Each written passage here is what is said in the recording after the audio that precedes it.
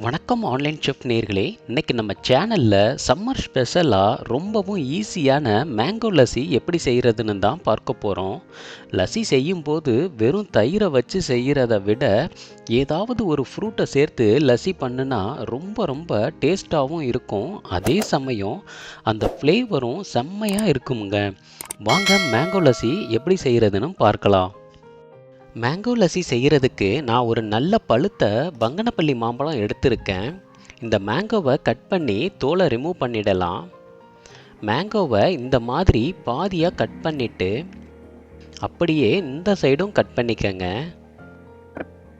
இதில் ஒரு கத்தியை வச்சு நீல வாக்கில் இப்படி கட் பண்ணிக்கோங்க. நம்ம கட் பண்ணும்போது கத்தி தோல் வரைக்கும் போகணும், ஆனால் தோல் கட் ஆகிடக்கூடாதுங்க. இப்போது ஒரு ஸ்பூனை வச்சு இந்த மாதிரி எடுத்தீங்கன்னா ஈஸியாக அந்த மேங்கோ ஃப்ளஷ் மட்டும் தனியாக வந்துடுங்க. இந்த மாம்பழம் ரொம்ப பழுத்து இருந்ததுனால நான் இந்த மெத்தட் யூஸ் பண்ணியிருக்கேன். நல்லா பழுக்காத மாம்பழமாக இருந்தால் நீங்கள் டைரெக்டாக மேங்கோவோட தோலை சீவிட்டு மாம்பழத்தோட ஃப்ளஷை எடுத்துக்கலாம்ங்க. இப்போது 1 கப் அளவு மாம்பழம் வந்திருக்கு. இதை ஒரு மிக்ஸி ஜாருக்கு மாற்றிக்கங்க. இது கூட 2 கப் அளவு தண்ணியான தயிர் சேர்த்துக்கங்க.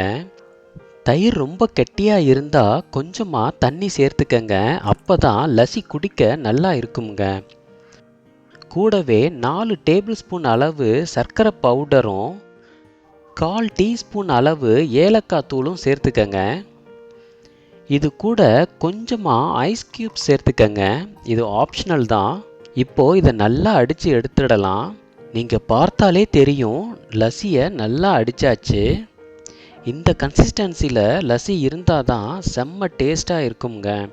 பட் லஸ்ஸி நல்லா ஜில்லுன்னு இருந்தால் தாங்க அடிக்கிற வெயிலுக்கு குடிக்கும்போது சும்மா குளு குளுன்னு இருக்குங்க. இதை இப்போ ஒரு கிளாஸுக்கு மாற்றிக்கங்க. உங்களுக்கு நல்லா கூலிங்காக வேணும்னா கொஞ்சம் ஐஸ் கியூப்ஸ் சேர்த்துக்கங்க. இது மேலே டெக்கரேஷனுக்காக கொஞ்சமாக கட் பண்ணின பாதாம் பருப்பும் ஒரு புதினா இலையும் வச்சு சர்வ் பண்ணுனா செம்மையாக இருக்குங்க.